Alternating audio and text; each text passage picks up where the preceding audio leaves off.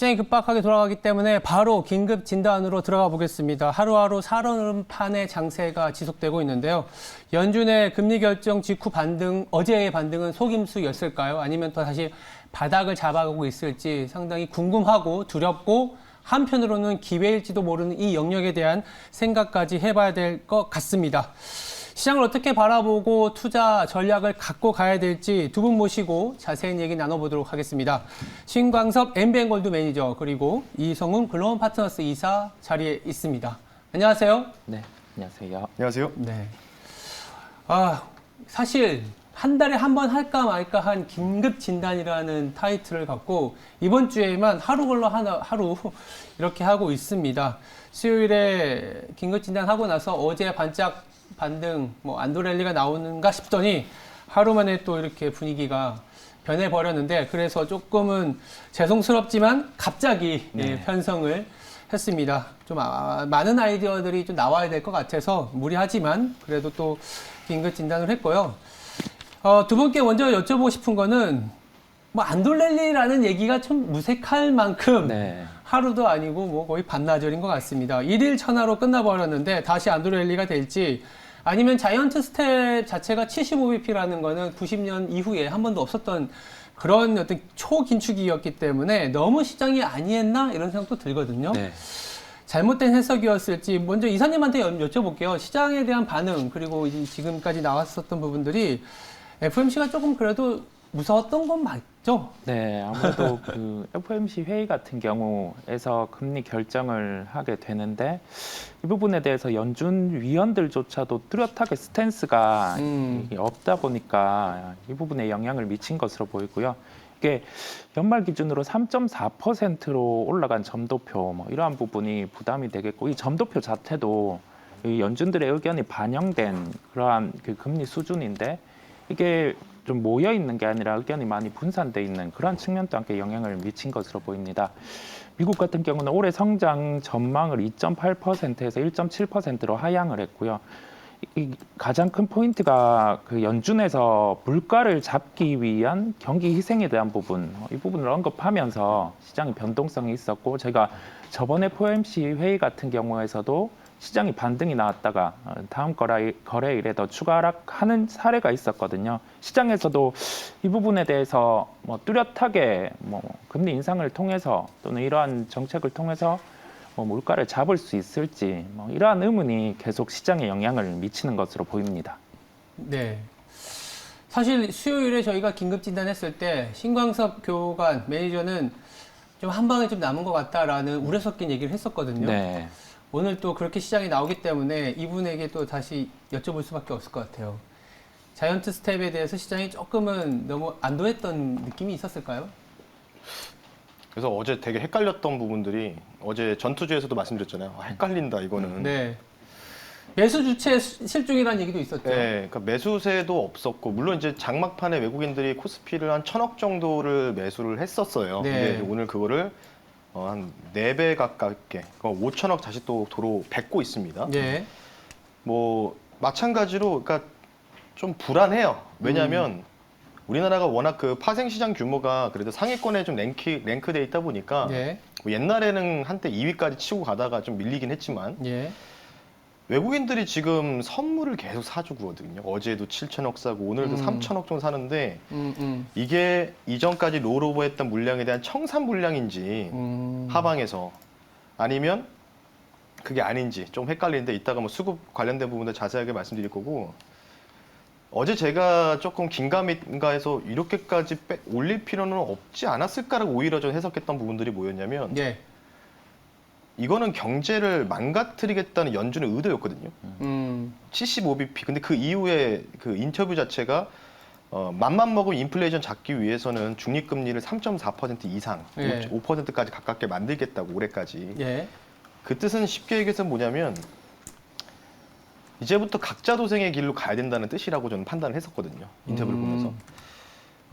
어쨌든 그 리세션은 확정이 되는 부분들이 나올 수밖에 없죠. 왜냐하면 그렇게 자이언트 스텝을 또 한 번 더 이어갈 수 있다는 가능성들이 있고 그런 부분을 좀 봤을 때는 아마 연준에서는 불가피한 선택을 했었고 인플레를 어떻게든 잡기 위해서 바이든이 지금 굉장히 원하는 게 인플레를 잡는 거지 않습니까? 그렇죠. 그렇기 때문에 립세션을 선택하고 차라리 그냥 스태그플레이션을 피하자, 최악을 아예 피해버리자 이런 선택을 좀 했던 부분 때문에 네. 그러면 긴축의 속도를 강도 높게 올리려면은 기업들의 마진이 당연히 축소될 수밖에 없겠죠. 그렇죠. 예. 그러니까 대형주들, 그러니까 대형 기업들만 살아남을 수밖에 없습니다. 이전에 코로나 팬데믹 당시에 2, 3년 동안 돈을 많이 벌었던 이런 기업들만 살아남고 쉽게 얘기해서 실리콘밸리의 스타트업 기업들 이런 쪽은 다 무너질 수밖에 없죠. 우리나라는 또 있죠. VC 기업들.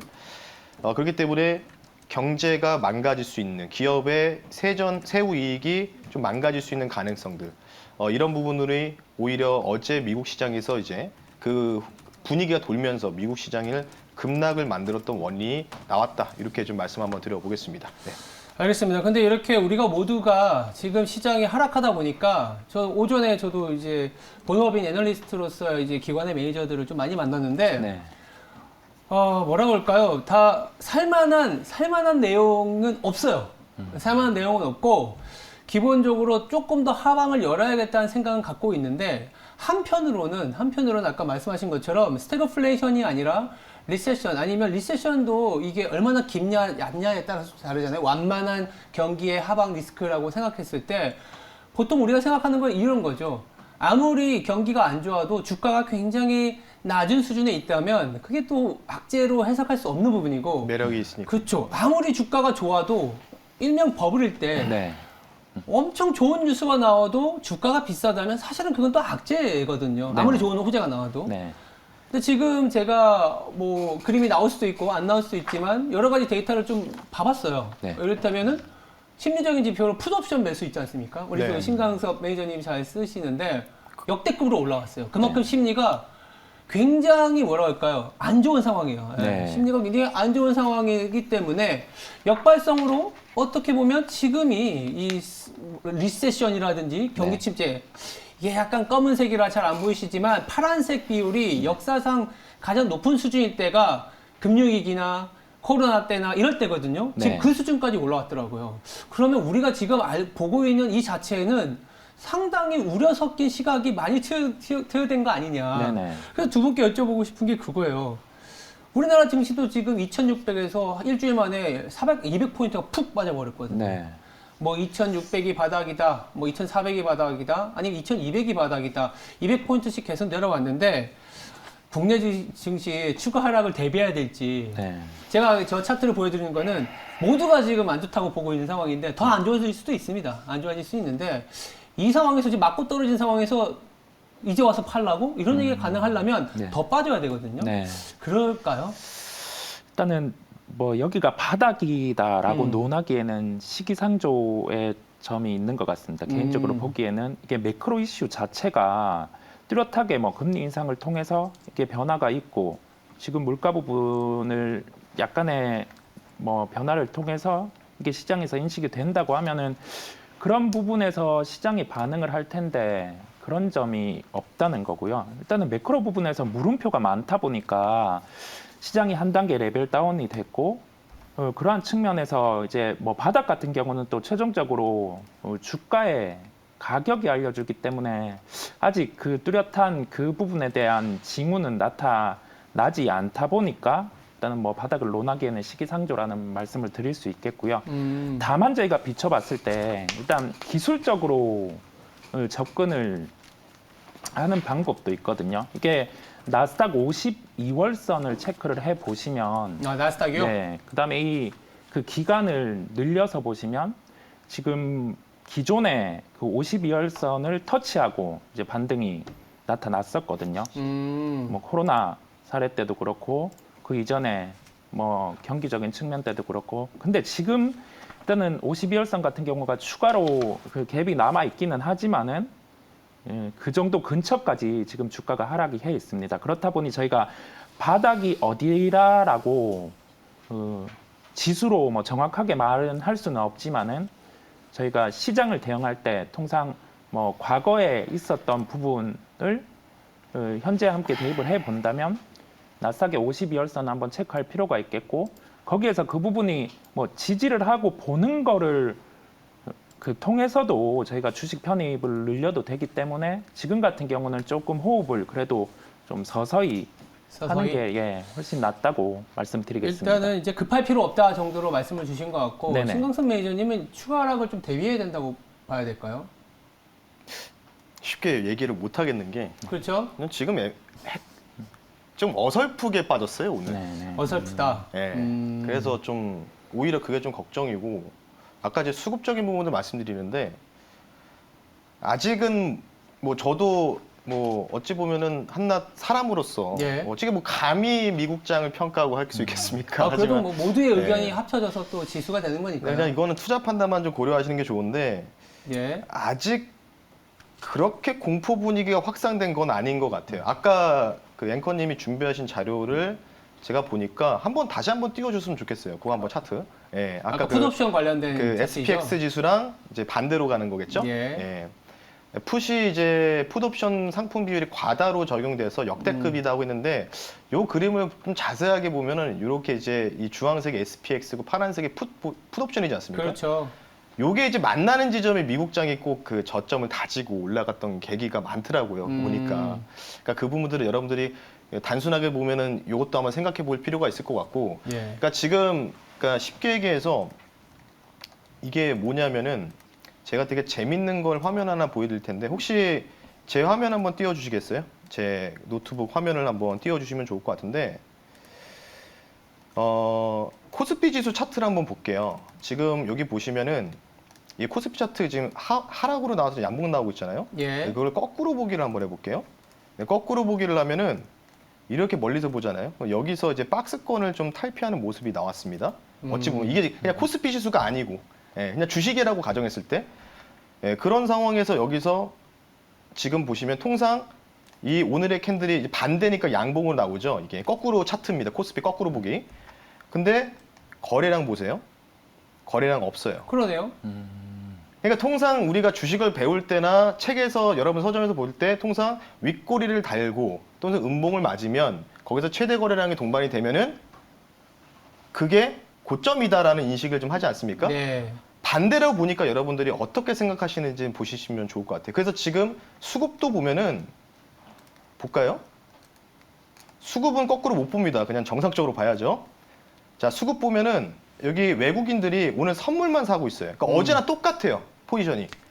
그러니까 청산하는 건지 아니면 다음 폭탄을 준비하는 건지 저도 모르겠으나 외국인들이 현물 절대적으로 안 들어오고 있고요. 아침에 제가 프로그램 매도세 차익과 비차익 카운팅을 계속 해봤는데 삼성전자, LG에너지솔루션, SK하이닉스 이렇게 3대장이 있는데 LG에너지솔루션만 오전에 매수세가 좀 들어오다가 프로그램 매수세가 들어오다가 매도세 전환됐고요. 삼성전자나 SK하이닉스는 계속해서 프로그램 매도세가 증가하고 있습니다. 그렇다는 얘기는 뭐냐면 증시가 상방으로 가기는 제한적이라는 게 일단 단서를 볼 수가 있는 거겠죠. 그래서 지금은 어쨌든 뭐 파생 시장에서의 뭔가 싸움으로 해서 지지선을 좀 볼 수 있기 때문에 개인적으로 저는 이제 뭔가 베어마켓은 저희가 다시 한번 말씀드리지만 7월, 8월, 9월 달에는 반등 재료들이 너무 많이 보여요. 뭔가가. 러시아 종전도 그렇고 여러 가지가 많이 보이고 있기 때문에 7, 8, 9월 달은 저는 반등장을 확신합니다. 그리고 11월 달에 또 11월 초에 중간 선거도 있기 때문에 미국에서 미국도 마찬가지고요. 그래서 6월 달까지는 아직은 우리가 그래도 낙관적으로 보기에는 애매하다. 이렇게 좀 말씀드리고 싶어서 굳이 내가 마켓 타이밍을 잡고 싶다면 예. 2,400은 일단 깨졌다가 지금 반등 나오고 있습니다. 예. 근데 현물을 안 사고 있다. 그게 굉장히 특징적인 부분이기 때문에 오히려 굳이 현금을 내가 많이 갖고 계신 분들은 혹시나 모를 가능성을 대비해서 2,300이 근처 오면은 또 한번 매수하고 그러니까 2,200까지도 한번 열어두자. 2,200까지. 혹시 모르니까요. 그러니까 지금 시장 자체가 말씀드리는 부분이 그거죠. 어쨌든 지금 시장은 외국인과 기관들의 파생 싸움의 논리로 의해서 주가가 왔다 갔다 할 수밖에 없는 구조고 그리고 지금 중국이 최근에 많이 올라가지 않았습니까? 예, 중국이. 그러니까 뭔가 이제 MSCI라든지 이런 이머징 마켓 쪽에서의 그 비중 자체가 좀 나눠져서 우리나라 좀 들어와야 되는데 지금 현물 시장은 팔고 자꾸 뭔가 중국으로 가는 듯한 모습이 좀 보이고 있어가지고 저렴한 건 맞아요. 그래서 저도 앵커님이 하신 시간에 투자하는 거는 지금 당연히 맞죠. 예. 근데 마켓 타임은 정확하게 맞출 수 없으니까 그렇죠. 혹시 모르니까 뭐 50포인트, 100포인트 빠질 때마다 1차, 2차, 3차 매수를 좀 대응하는 게 오히려 좀 낫다. 혹시 모를 가능성을 대비해서 이렇게 좀 말씀드리겠습니다. 네. 근데 여기 보니까 비트코인이 관건이라는 거는 어떤 측면에서 얘기를 하신 거죠? 이거는 이제 비트코인이 결국은 항상 지수가 먼저 올라가기 전에 비트코인이 선행해서 먼저 치고 갔거든요. 유동성이 가장 그렇죠. 예민하기 때문에. 네, 그러니까 아까 제가 그러니까 쉽게 사이클을 보면 유동성을 많이 풀면 풀수록 자산 가치가 올라가면서 그때 금도 올라가고 은도 많이 올라가고 물론 이제 실물 자산 금은은 많이 좀 떨어진 상황이죠. 근데 이제 반등 좀 모색하고 있는데 그 상황에서 항상 어찌 보면 비트코인이 이제 월가의 사이버 물가 지수라 부를 정도로 엄청나게 상승이 보였는데 그렇죠. 지금 비트코인이 2만 불을 턱걸이를 하고 있어요. 근데 2만 불에서 코인 포지션을 보니까 2만 불 쪽에 롱 포지션 레버리지 쓴 사람과 2만 불, 2만 2, 3천 불에서 숏 포지션을 취한 사람들의 지금 가격의 싸움이 지금 벌어지고 있는 부분이 2만 불이거든요. 근데 만약에 2만 불이 지난번에 파월 연준 의장 직전에 미국장 한 번 막 크러쉬 나올 때도 딱 2만 80불인가요? 딱 거기 지지해줬거든요. 그리고 반등 나왔다가 지금 약간 밀리고 있는데 만약에 의미 있는 지지 라인에 비트코인이 2만 불이 깨지면 셀링이 좀 크게 나와요.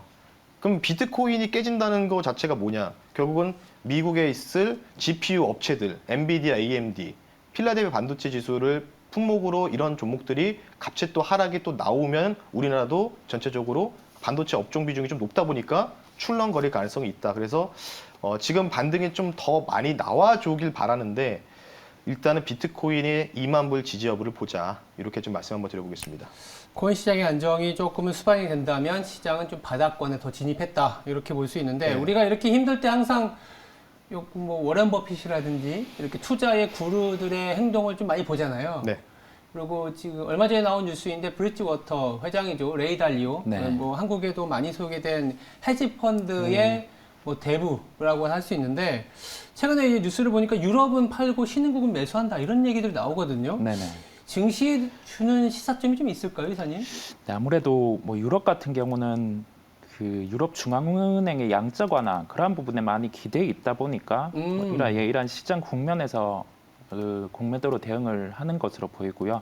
이게 2018년 같은 경우 그 브릿지 워터 펀드 같은 경우가 유럽의 공매도를 통해서 뭐 수익을 확보한 그런 사례가 있다 보니까 그 케이스와 지금 시장 환경이 뭐 100% 똑같다고 할 수는 없지만은 약간의 비슷한 국면이 있다 보니 지금 일단은 유럽은 공매도로 대응을 하는 것으로 보입니다. 이게 그 신흥국 쪽 같은 경우는 근데 매수로 대응을 하는데 이게 작년부터 그 펀드 같은 경우로 해서 ETF 같은 경우는 매수로 대응을 하고 있는 상황이었고요. 최근에 추가적으로 코멘트를 하는 게 아무래도 중국 시장 같은 경우가 뭐 PMI 지표나 뭐 그런 변화도 있었고 그다음에 그 중국 정부 자체에서 뭐 플랫폼 규제 완화라든지 뭐 그런 부분이 있다 보니 뭐 중국 쪽 특히 뭐 이런 부분에 뭐 ETF를 통해서 매수를 대응한 것으로 보입니다. 알겠습니다. 그러면 오히려 리스크 요인을 좀 봐야 될 건 이게 긴 시각에서 보는 거기 때문에 네네. 신거슨 매니저님 앞으로도 또 리스크 요인이 이렇게 항상 주가 빠질 때는 좀 많이 돌출되지 않습니까? 네. 그래도 우리가 예상할 수 있는 리스크 요인이 뭔지 좀 짚어놓고 또 얘기를 나눠볼 필요가 있을 것 같아요.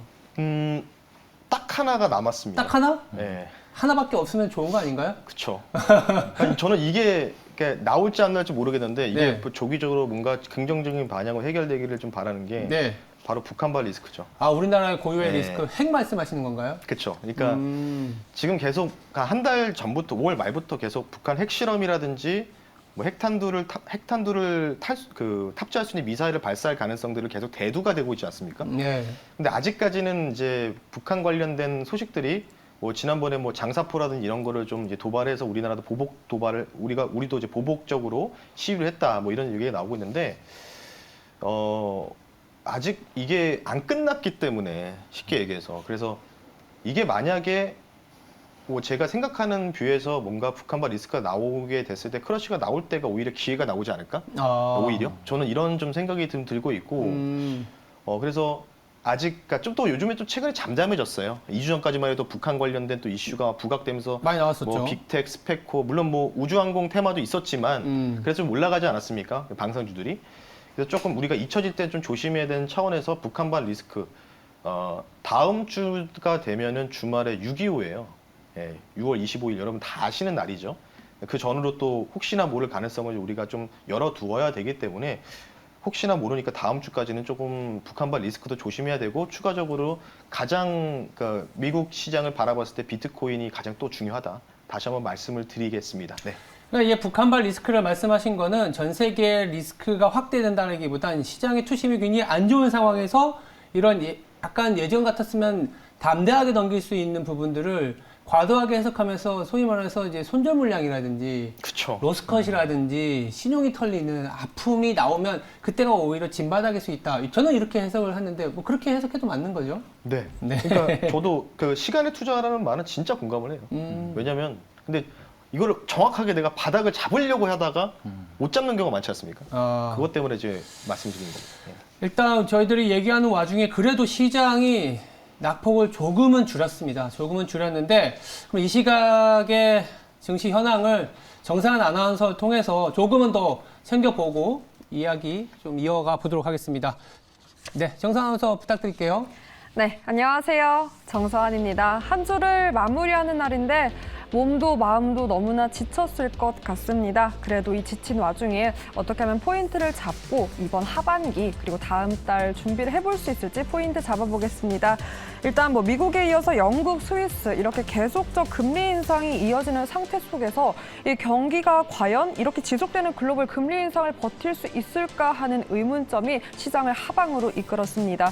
우리 시장도 코스피가 장 초반 한때 2,400포인트도 내주는 등 아슬아슬했지만 그래도 현재 낙폭을 줄여가면서 정말 안간힘을 써주고 있습니다.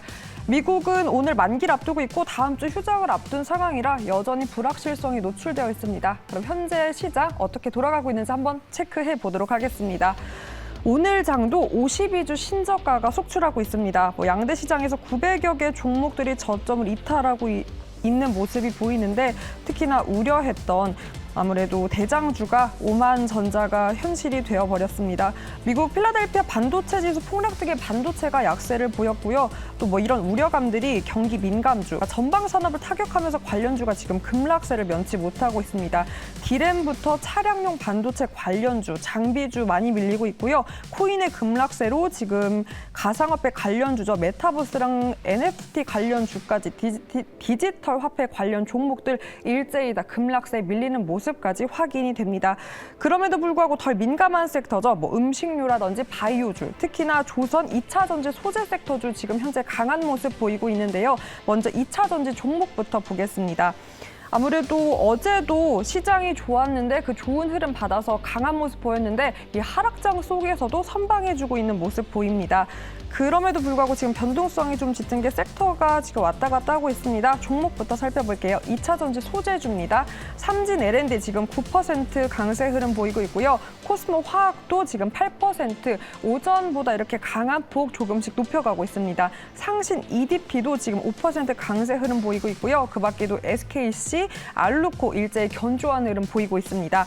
그리고 12시 기점으로 이 2차 전지 소재에 훈풍 받아서 강하게 올라온 쪽이 전기차, 이 전기차 부품 쪽도 함께 올라오고 있는데요. 뭐 종목 에코캡 있습니다. 그리고 사마전자, 그 밖에도 겹치는 종목이 많은데 그 제외하고는 YM텍. 사실 YM텍은 뭐 다른 뉴스도 있었는데 이렇게 전기차 부품 2차 전지와 함께 엮이면서 더욱더 탄력 붙여가는 모습 확인이 되고 있습니다.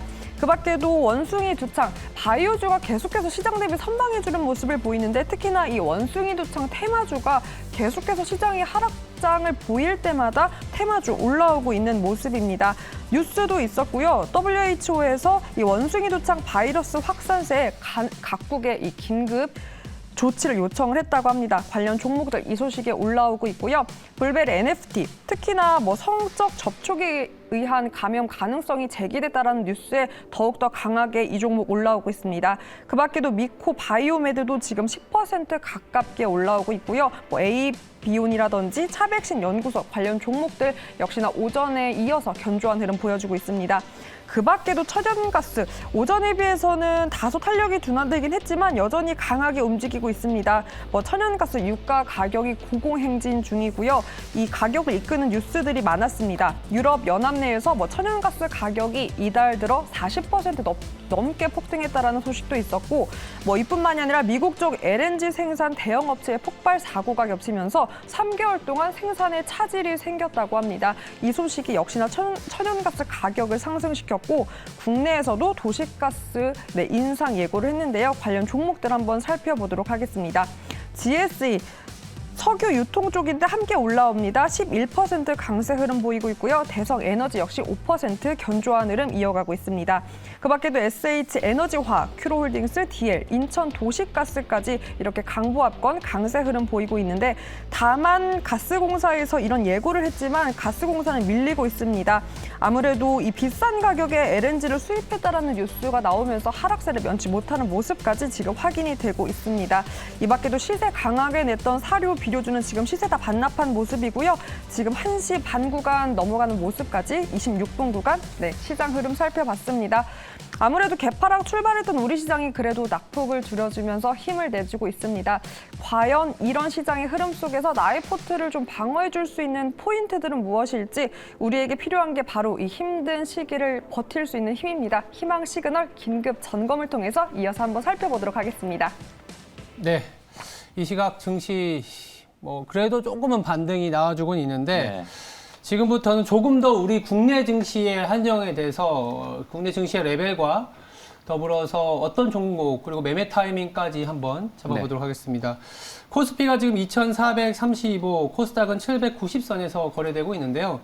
코스피 같은 경우에는 2435게 되면 2500이 사실 PBR로 0.9배였거든요. 지금 계산해보니까 한 0.85배까지 내려왔는데 과거에 코로나를 제외하고 보면은 사실 이 정도 가격이면 굉장히 괜찮은 가격이었다라는 생각이 드는데 이럴 때 저평가라는 말은 맞는 것 같지만 과매도일지 그리고 이럴 때 어떤 투자 전략을 가지고 가야 될지 먼저 이사님한테 한번 여쭤볼게요. 네, 이게 그 단적인 결론부터 말씀드리면 시장이 지금은 PBR로 우리가 시장을 판단하기에는 많은 변수가 있다는 점입니다. 그리고 지수만 보자면 이게 지수가 박스권이 이탈이 나타났을 때는 이게 그 PBR의 그 논리가 안 맞는 부분이 있기 때문에 제가 PBR은 조금 판단하기에 변수가 많다고 말씀드릴 수 있겠고요. 과거 사례 때 이게 서브프라임 때 제가 조선주 같은 경우를 PBR 0.8에서 0.9배 구간에서 투자를 했었는데 이게 반토막이 났었거든요. PBR 0.4배까지 가던 그러한 사례도 있었기 때문에 이게 그런 점을 대입을 해봤을 때 아직은 좀 변수가 많다고 보이고 이 변수 같은 경우가 매크로 이슈 부분에서 물음표가 많다는 점입니다. 이게 당장 시장과 관련해서 물음표가 많기 때문에 아직 이게 과매도인지 그 부분은 크게 판단을 하기는 힘들고요. 다만 저희가 그렇다고 하면 대응이 필요하겠는데 이 대응 같은 경우는 그 가까운 시장 변동 요인, 지금 미국의 선물 옵션 만기 같은 경우가 금요일에 있기 때문에 그 부분을 확인하고 간다든지 저희가 그 먼 모멘텀을 가지고 오기보다는 가까운 모멘텀부터 확인하고 갈 필요가 있다는 결론이겠습니다. 알겠습니다. 신관선 매니저는 어떻게 보세요? 시장을. PBR 1배가 아니라 0.9배가 깨진 상황이에요. 지금 사실 그걸 논할 의미가 없다고 보고 있어가지고 워낙 크러쉬하게 좀 계속 떨어졌잖아요. 이틀 동안 계속 연달아서 맞았기 때문에 그 부분들은 조금 이제 반등이 좀 나올 때 우리가 좀 다시 한번 생각해봐야 될 숫자지 않을까 이렇게 좀 생각을 하고 있고. 그러니까 삼성전자, SK하이닉스 주가 보시면 답이 나오죠. 삼성전자 엄청나게 지금.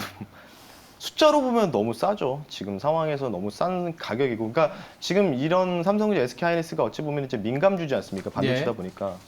LG 엔솔도 이제 한 2024년, 25년 되면 이제 시클리컬로 변모할 거고, 당연히. 근데 이제 이런 업종들이 계속 주가가 반등이 못 나오고 질질질질 뭔가 흐르고 있는 장세는 앞으로 이 기업들이 하반기에는 마진이 많이 축소될 수 있다는 우려감들로 인해서 지금 반영되고 있는 주가 형성되고 있는 가격이라고 보고 있거든요. 그래서 과매도 구간인 건 진짜 맞아요. 진짜 맞는데, 그러니까 이전에 한 10년 정도를 아마 우리 앵커님도 시장을 10년 이상 보셨으니까 아시겠지만, 우리 이사님도 마찬가지고, 삼성전자가 막 4, 5%씩 한번 떨어질 때가 있지 않았습니까? 근데 지금은 아직 그런 게 안 나왔어요. 그래가지고 그런 부분 때문에 좀 오히려 걱정이 되고 있다.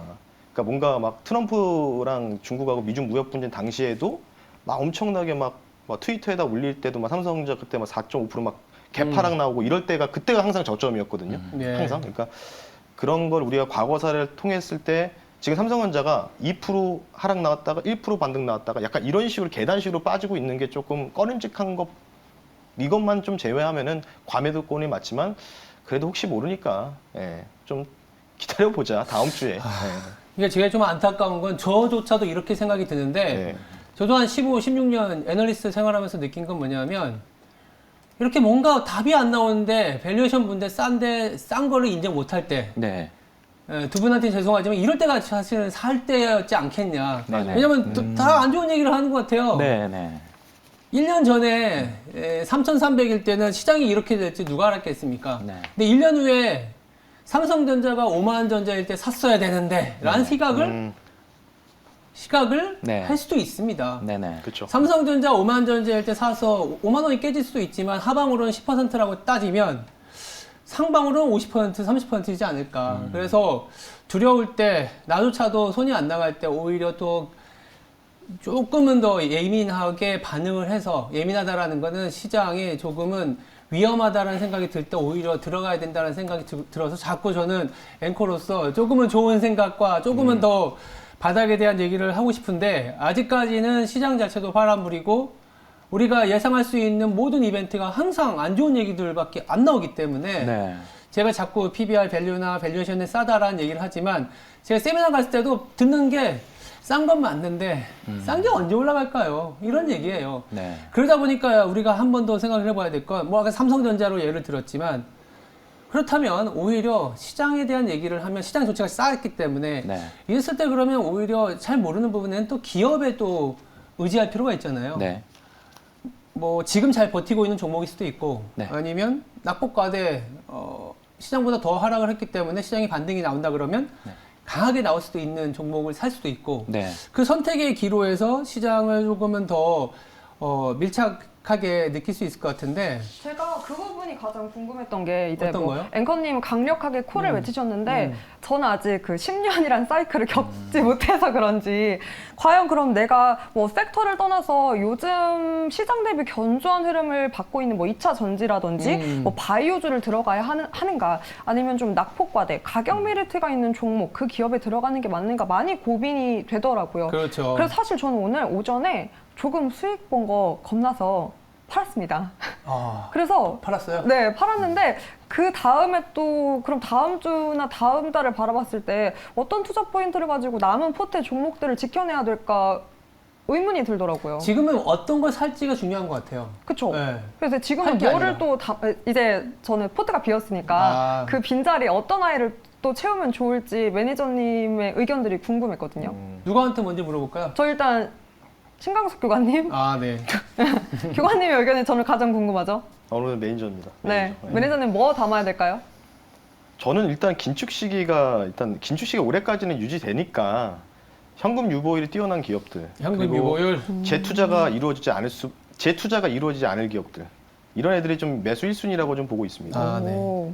결국은 회사 입장에서는 현금 유보율이 뛰어나면은 굳이 회사채를 발행을 하지 않더라도 뭔가 사업을 유지할 수 있지 않습니까? 근데 고금리 상황에서 회사채를 과연 유지할 수 있을지 어제 앵커님이 또 엊그저께인가요? 정크본드 한번 보여주셨잖아요. 네. 그러니까 뭐 그거에 대한 여력은 좀 있는 건 맞아요. 그러니까 워낙 또 2년 동안에 많이 돈을 벌어놓은 기업들도 미국에서 엄청나게 있기 때문에 네. 그런 부분인데, 그러니까 뭐 계속 말씀드리지만은 그런 종목들이 가장 유력하다 이렇게 보시면 좋을 것 같고, 개인적으로는 이제 유틸리티 쪽이죠. 유틸리티. 예, 그러니까 한국전력. 한국전력. 예, 그리고 뭐 오늘 같은 경우에도 뭐 한전기술이나 이런 종목도 많이 빠졌지만은 7만 원 또 한전기술은 7만 원 또 턱걸이하는 모습도 보여주고 뭐 3, 4% 올라가는 모습 보여주고 지금 오늘 또 아침 뉴스 보니까 한전이 지금 너무 적자폭이 커지다 보니까 해외 부동산이라든지 해외 발전소를 매각할 준비하고 있다. 그래서 그렇게 해가지고 지금 6조에서 7조 정도 현금 실탄을 마련하겠다는 뜻도 얘기를 했거든요. 계획도. 그러니까 회사를 뭔가 정상화하려고 이런 분위기들이 지금 보이고 있는 게 대표적으로는 한국전력인데, 물론 자막에는 지금 현금 유보율이 한국전력이 뛰어나지 않은 기업이죠. 그러니까 현금 유보율이 뛰어난 기업도 매수일수지만 거기다 입골해가지고 최악을 지나는 기업들도 오히려 앞으로도 좋아질 수밖에 없는 거. 그러니까 가격 인상에는 가격 전가를 할 수밖에 없는 기업. 대표적으로 이제 한국전력이라고 보시면 좋을 것 같고, 그래서 그런 종목들이 오히려 저는 유력하다 이렇게 좀 보시면 좋을 것 같고, 예. 그러니까 대표적으로 미국에서는 딱 이 종목이 떠오르죠. 바로 코카콜라. 네. 코카콜라가 지금 60불 왔다 갔다 하고 있거든요. 그러니까 주가 많이 빠지긴 했어요. 또 많이 올라간 품목 대비해서는 별로 안 빠지긴 했지만 이 코카콜라나 이런 부분들을 좀 같이 좀 봤을 때는 오히려 이런 종목들 현금 유보력 상당하다 보니까 대표적으로 그래서 이런 쪽이 좋고 그러면 그 정도로 좀 보시면 좋을 것 같습니다. 유보율이 뛰어난 기업, 안정성이 높은 거죠. 금리도 좀 올라가는 상황에서 자본 비용이 높아지면 뭐 이익이 들어와도 이자 비용으로 뭐 계속 나갈 테니까 네. 그런 기업보다는 현금 유보율 아니면 최악을 벗어나고 있는 뭐 한국전력과 같은 좋은 뉴스만 나올 수 있는 뭔가. 네. 아니면 이제 미국의 코카콜라처럼 캐시 현금 흐름이 상당히 그쵸. 우량한 기업. 그렇다면 이사님은 어떤 네. 스타일의 종목이 지금은 필요할지. 네. 네. 지금 시장의 레벨이 다운되고 뭐 매도가 나오는 국면에서 시장이 턴을 할 때는 통상적으로 주도주가 바뀌는 경향도 있고 예. 그다음에 많이 빠졌던 업종 같은 경우가 반등이 나오는 경우가 많거든요. 그렇다 보니 저희가 지금은 이제 시장이 반등 나온다고 하면은 낙폭과대 종목에 대해서 매수의 준비가 필요합니다. 제가 생각하는 거는 그 시장의 반등 같은 경우는 시가총액 상위주 같은 경우가 수급이라든지 그러한 부분이 비었다고 하면은 그게 들어오면서 반등이 이루어지는 경우가 많거든요. 제가 생각해 보면은 단적으로 종목은 저희가 뭐 과연 바닥이 어딜까는 네이버, 카카오 이런 종목들이 시장 반등 시에는 반등이 나올 것으로 보입니다. 다만 저희가 체크해야 될 게 있겠죠. 시장이 뭐 턴이 어떻게 이루어지고 그 부분인데 여기에서 뭐 신용이라든지 그러한 부분이 아직 뭐 거래소 코스닥 같은 경우는 바닥에 징후를 안 보여주고 있기 때문에 뭐 시장에 투매가 추가적으로 한 2차례 나온다 뭐 그러한 부분이 있다고 하면은 이제 저희가 뭐 낙폭과대 종목 같은 경우를 접근 가능하도록 하겠습니다. 제가 좀 이제 소위 말하는 이제 뭐 큰손 아니면 이제 기관 매니저들하고 얘기도 많이 하고 시장이 워낙 빠지니까 세미나나 여러 가지 전화를 통해서 느끼는 거는 뭐냐면 지금 2600 아니면 2800에서 거의 200에서 400포인트가 맞고 떨어진 상황이잖아요. 네. 그게 이제 거기다가 2600에서 2800이라는 어떻게 보면 박스피를 다들 생각해서 2600에서는 조금 더 싫었던 분들도 꽤 계세요. 네. 근데 이제 뭐 일주일 만에 200포인트를 맞고 떨어지다 보니까 네. 이제 와서 방어주 구축하는 건 좀 아닌 것 같고 만약 시장이 여기서 돌면 어떤 스타일로 가야겠느냐. 그동안에 우리 시장을 괴롭혔었던 에너지나 아니면 상대적으로 잘 버텼던 방어주는 만약 시장이 돌아설 때는 오히려 소외될 가능성이 높다. 네. 에너지? 유가가 빠져야 올라갈 텐데 시장이. 방어주?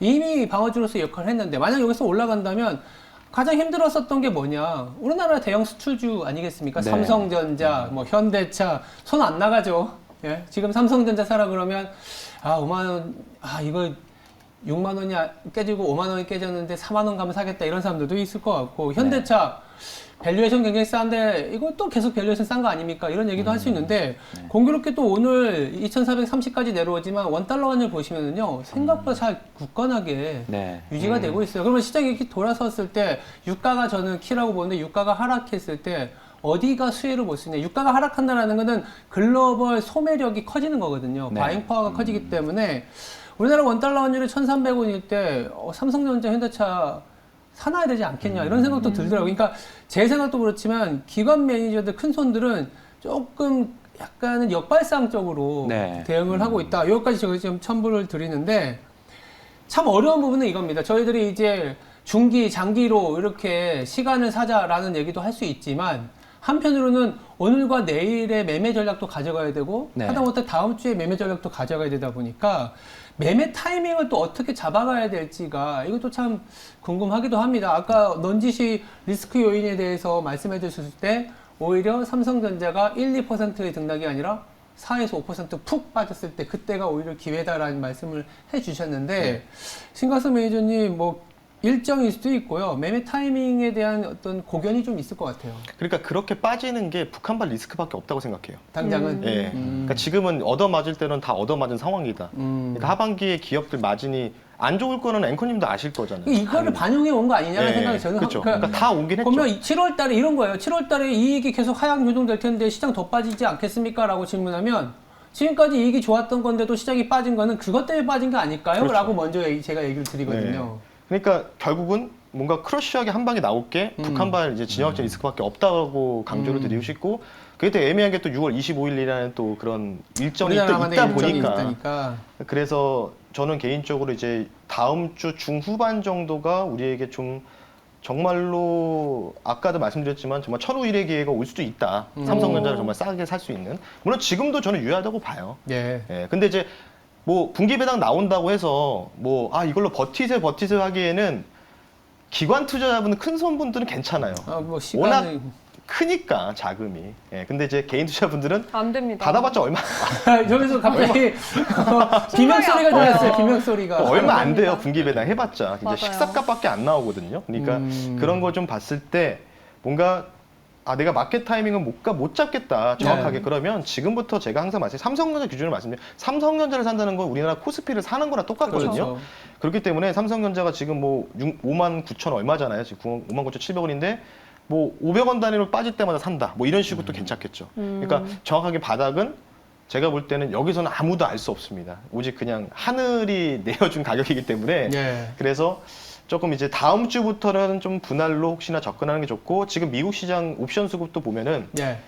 콜 포지션과 풋 포지션. 그러니까 통상 풋 프리미엄이 많이 껴있는 게 맞잖아요. 근데 되게 신기한 게 왜 그 미국 시장의 나스닥 기준이라든지 S&P 기준을 딱 보면 SPX 기준을 보면은 콜의 내가 가격에 대한 프리미엄이 상당히 껴있는 종목들이 있거든요. 예. 예, 그래서 지금 시장이 아마 미국 기준으로는 계속 왔다 갔다 하면서 콜과 풋을 다이어트 시키는 프리미엄을 약간 이런 식으로 좀 진행될 가능성이 있기 때문에 더 이상 저점 이탈하지 않고 여기서 또 하방 나올 수 있지만 저점 이탈하지도 않을 수도 있고 계속 위아래도 흔들다가 그리고 기관 조정 이후에 올라갈 수도 있기 때문에 그런 점을 명심하자. 그래서 다음 주 우리가 좀 주목해야 될 시점이 오지 않을까 이렇게 좀 말씀을 드려보겠습니다. 그럼 매니저님 혹시 SQQQ나 뭐 인버스 잡는 건 어떨까요? 미국 주식 전문가. 그러니까 위아래로 흔들 때는 가능하죠. 네. 위아래로 저는 흔들 때는 콜풋 다이어트를 시키는 과정에서 또 콜시드도 줘야 되니까 풋시드를 빼놓고 그럴 때는 저는 뭐 비중에 한 5% 10%는 들어가도 된다고 보고 있는데 그 이상은 하지 마시고 지금 상황에서는 이미 그러려면은 지난주 금요일이나 이번 주 월요일부터 포지션을 구축해 놓지 않으면은 그것은 그 월요일날 포지션을 구축해 놓은 분들의 연역이지 않을까 이렇게 좀 생각해서 지금은 조금 늦었다 이렇게 말씀드리고 싶습니다. 신광선 매니저는 이제 약간 6월 22일에서 25일 사이에 기간을 좀 주목하는 뭐 가격의 변동성이 있을 수 있으니까 네. 그렇게 매매 타이밍을 좀 잡아주셨는데요. 이사님은 또 어떻게 제시를 할 수 있을까요? 네, 제가 그 낙폭과대 종목을 접근해야 된다고 우선 말씀을 드렸고 네. 이게 시장이랑 그렇다고 하면은 그러한 종목의 매매 타이밍이 있을 거잖아요. 그렇죠. 예. 일단은 코스닥 기준으로 외국인이 통상 2천억 정도를 매수를 할 때가 그 바닥권인 경우가 많았거든요. 외국인 동량. 네네. 그렇다 보니 이 수급을 첫 번째로 체크를 할 필요가 있겠고 예. 두 번째로는 종목 같은 경우에 그 주봉이 있습니다. 주봉을 보시면 이게 5주간의 평균 거래량을 체크를 해보시고요. 이 평균 거래량 같은 경우가 그 다음 주에 이 평균 거래량이 상회하는 그 거래, 그 다음에 이 시세가 나는 경우가 또 종목의 바닥인 경우가 많았거든요. 그렇다 네. 보니 이 외국인 수급과 그 주봉상 종목의 5주간 평균 거래량 이 두 개를 대입해서 진입하시면은 뭐 타이밍에 좋은 진입 시점이라고 말씀드릴 수 저는 그럼 있겠습니다. 이사님께 너무 궁금한 게 또 과대 낙폭 메리트는 사실 지금 전반적 모든 시장의 종목들의 가격 메리트는 너무나 밀려서 있으니까 네. 그 외국인 수급 주봉이라는 포인트를 가지고 당연히 네. 또 이사님만 알고 있는 종목이 있을 것 같아요. 이사님의 종목 혹시 들어볼 수 있을까요? 지금 뭐 볼만한 종목 뭐 그럴 수도 네, 있고요. 네. 아니면 그러니까 뭐 그 포인트? 이렇게 왜냐면 하락했을 그런 때 네, 포인트를 가진 종목들이 너무나 많기 때문에 네. 개인 투자자 입장에서 좀 헷갈릴 수 있거든요. 그렇죠. 섹터 힌트라도. 그렇습니다. 네. 네. 확인을 하고 가야 되겠죠. 지금은 그러한 종목이 딱 출현한 거는 없는데 네. 이 타이밍에서 아까 말씀드린 것처럼 뭐 모두가 말이 많은 과연 이게 바닥인지 어딘지 하는 네이버 카카오 같은 경우가 예. 뭐 이러한 케이스로 아마 상승이 나올 가능성이 높을 것 같아요. 그렇다 보니 이거를 지금 산다라는 게 아니라 우리의 시나리오 상에서 이 바닥에 대한 그런 가능성이 높은 신호가 나오면은 그때 이제 종목 뭐 네이버, 카카오 그런 거를 매수를 해 보는 거겠죠. 네, 그렇게 연결해서 생각하시면 되겠습니다. 네이버 카카오. 사실 네이버 카카오가 올라간다라는 거는 금리가 조금은 안정이 된다는 얘기가 아닐까요? 금리가 안정이 돼야 되지 않을까 싶어서 좀 여쭤보는 건데. 네네, 그렇습니다. 금리가 안정이 안 된다 그러면 근데 일단 뭐 워낙 하락했다는 부분들. 네네. 아. 조금은 그렇죠. 예. 낙폭과대. 네. 신광선 매니저님은 아까 코카콜라 말씀을 해주셨는데 조금 더 좀 더 챙겨볼 만한 종목들이 있을 것 같아요. 저는 만약에 미국에 여기서 추가 하락이 나오면 코카콜라가 지금 59불인가 그렇거든요. 네. 네. 55불 이하로 깨지면 저는 무조건 담을 겁니다. 코카콜라. 예. 개인적으로 제로콜라 좋아하는데. 저- 근데 어쨌든 코카콜라가 유일하게 어차피 필수 소비자잖아요. 그러니까 네. 아무리 리세션이 와도 이거는 소비를 안 줄일 거라고 좀 판단하고 있고 전 세계적으로도 콜라에 대한 부분들은. 그래서 이 종목은 꾸준하게 마진을 유지할 수 있다. 최악이 오더라도. 그래서 코카콜라는 55불 이하로 조금 생각을 해두시는 게 좋을 것 같고, 코카콜라가 55불 이하까지 빠지면은 제가 볼 때는 그때는 진짜 미국 종목들 뭐 어떤 종목을 사도 다 바닥이지 않을까 이런 생각이 들어서 말씀드리고, 국내는 뭐 계속해서 말씀드리지만은 계속 보여주고 있어요. 뭐 이번 주 내내 양극재, 음극재 항상 이제 시장 조금만 올라가면은 항상 양봉 전환하면서 장대가 뽑아주거든요. 2차 전지 쪽. 그렇죠. LNF 대주전자재료, 뭐 NF 대주주, 뭐 세로닉스, 에코프로 이쪽, 그리고 마지막은 유틸리티, 뭐 대장이죠, 한국전력. 그와 관련된 계열사들. 저는 굉장히 지금이 될 수 있고 다음 주가 될 수 있지만 우리가 다음 주까지 봤을 때 좀 모아갈 수 있는 이런 종목들이 되지 않을까. 요쪽은 우리가 포트에서는 한 종목씩은 섹터별로는 좀 담아두는 게 좋다. 이렇게 좀 말씀을 드리면서 마무리하겠습니다. 네. 그럼 혹시 앵커님의 뷰도 한번 들어볼 수 있을까요? 저는- 조선주 말씀해 주셨는데 오늘도 조선주가 잘 가더라고요. 아, 그래요? 네, 정말 가장 궁금한 뷰는 사실 앵커님의 뷰입니다. 개인적인 생각으로는 지금 주식을 하면은 되게 어려운 구간이라는 생각이 드는데, 그러다 보니까 제 판단이 흐려지기 때문에 저도 데이터를 많이 봐요. 데이터를 많이 보는데, 제작진에서 아마 제가 좀 보내드린 그림이 하나 좀 더 있을 수 있을 것 같은데요.